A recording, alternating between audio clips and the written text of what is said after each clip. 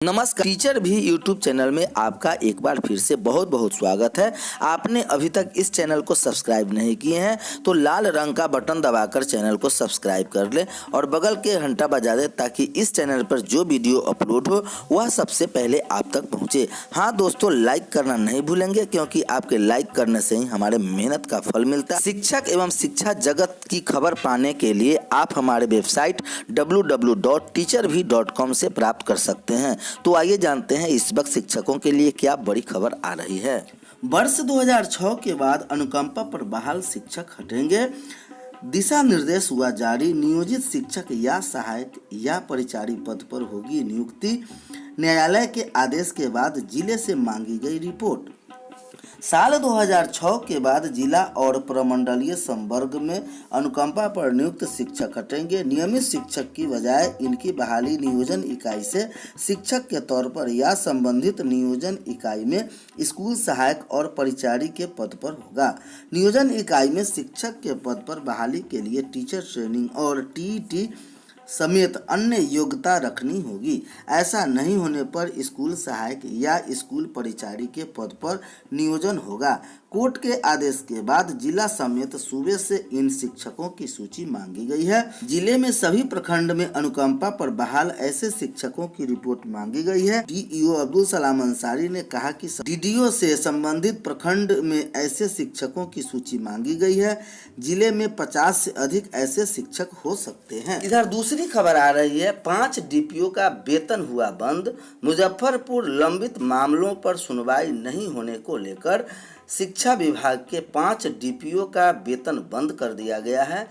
Compliance dashboard से संबंधित मामलों पर विभाग ने अधिकारियों को तलब किया है। विभाग की सख्ती पर डीईओ अब्दुल सलाम अंसारी ने इन डीपीओ पर कार्रवाई की है। शिक्षा विभाग के स्थापना, माध्यमिक शिक्षा और साक्षरता, प्रारंभिक शिक्षा और समग्र शिक्षा अभियान, योजना, लेखा और मध्याह्न भोजन डीपीओ पर यह कार्रवाई की गई है। इन सभी विभाग में ई कंप्लायंस से संबंधित मामलों पर निष्पादन नहीं किया जा रहा है और इन्हें लटका कर रखा गया है। अपर मुख्य सचिव ने इन सभी के आरडीडीई और डीईओ से जवाब तलब मांगा है, जिसके बाद यह कार्रवाई की गई है।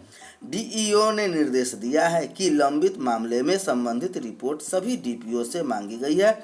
डीईओ ने कहा कि कई मामले काफ़ी पुराने हैं और उन पर कार्रवाई नहीं की जा सकी है।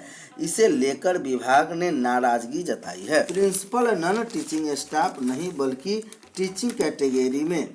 प्रिंसिपल नन टीचिंग स्टाफ की कैटेगरी में नहीं आते बल्कि वे टीचिंग कैटेगरी में है। ऐसे में इनकी रिटायरमेंट की उम्र 62 न होकर शिक्षक की तहत 65 होना चाहिए। हाईकोर्ट ने इस वर्चुअल आदेश से शुक्रवार को बीआरए बिहार बीबी के विभिन्न कॉलेजों के पूर्व प्राचार्य जिन्हें 62 साल की उम्र सेवानिवृत्ति दी गई थी, खुशी की लहर दौड़ गई है।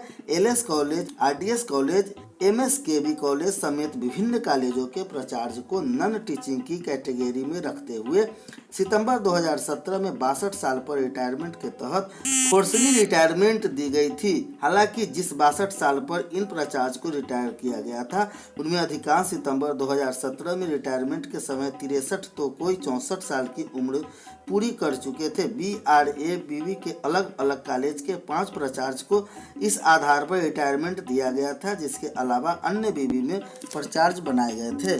13 को जारी हो सकती है तीसरी सूची। छुट्टी के बाद होगी नामांकन। पहली व दूसरी मेधा सूची से छूटे छात्रों को भी मिलेगा मौका। आज तक विषय और कॉलेज का विकल्प बदल सकते हैं छात्र।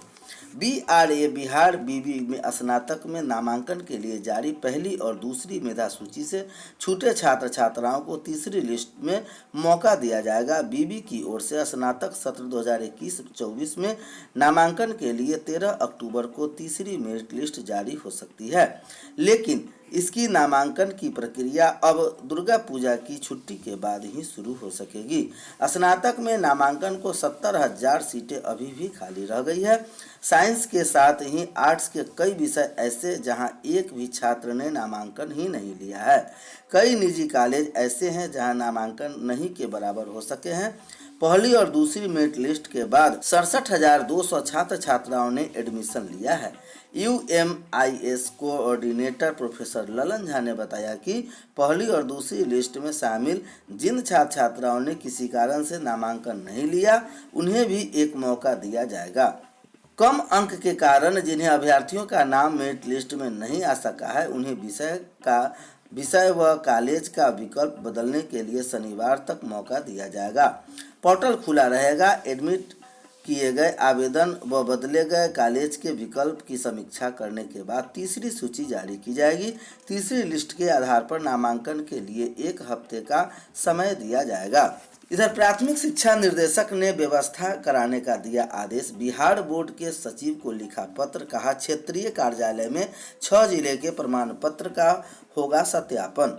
शिक्षक बहाली में मैट्रिक इंटर के साथ ही TET के प्रमाण पत्रों की भी होगी जांच। DEO DPO प्रमाण पत्र सत्यापित कराने की लेंगे जिम्मेदारी। जिले के स्थित बोर्ड क्षेत्रीय कार्यालय से मुजफ्फरपुर समेत 6 जिले के चयनित अभ्यर्थियों के प्रमाण पत्र का सत्यापन होगा। प्राथमिक शिक्षा निर्देशक ने प्रमंडल समेत सभी क्षेत्रीय कार्यालय में इसके लिए व्यवस्था कराने का आदेश दिया है। बोर्ड के सचिव को इस संबंध में पत्र भी लिखा गया है। मैट्रिक इंटर के साथ TET प्रमाण पत्र का भी सत्यापन यही होना है।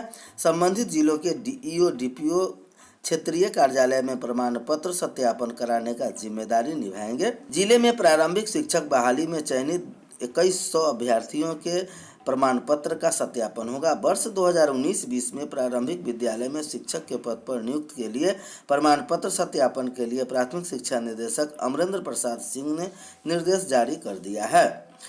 इस बार नियुक्ति के पूर्व ही शिक्षक प्रशिक्षण और शिक्षक योग्यता परीक्षा के प्रमाण पत्र समेत अन्य शैक्षणिक प्रमाण पत्रों का सत्यापन कराया जाना है। निर्देशक ने आदेश दिया कि जिन प्रमाण पत्र का सत्यापन बिहार विद्यालय परीक्षा समिति से किया जाना है उसे संकलित कर एक पदाधिकारी को नामित करते हुए समिति के संबंधित क्षेत्रीय कार्यालय से 31 अक्टूबर तक अनिवार्य रूप से DEO DPO स्थापना सत्यापन करा लेंगे। इसके साथ ही समिति के सभी क्षेत्रीय कार्यालय को निर्देश दिया गया है कि वे प्रमाण पत्रों के सत्यापन की समुचित व्यवस्था कराएंगे। जांच के लिए कार्यालय में संसाधन का टोटा। एक अभ्यर्थी के 3 प्रमाण पत्र की जांच बोर्ड के क्षेत्रीय कार्यालय से की जाएगी। क्षेत्रीय कार्यालय में संसाधन का टोटा है। ऐसे में 31 अक्टूबर से पहले जांच पर संशय है। केवल मुजफ्फरपुर जिले में 2100 अभ्यर्थियों के प्रमाण पत्र का सत्यापन होना है। एक अभ्यर्थी का कम से कम 3 प्रमाण पत्र का सत्यापन बोर्ड के क्षेत्रीय कार्यालय से होना है। ऐसे में एक जिले में लगभग 6300 और प्रमंडल में करीब 35,000 प्रमाण पत्र सत्यापन होना है। वही जिले स्थित बिहार बोर्ड के क्षेत्रीय कार्यालय में संसाधन के अभाव में के साथ कर्मियों की संख्या भी कम है।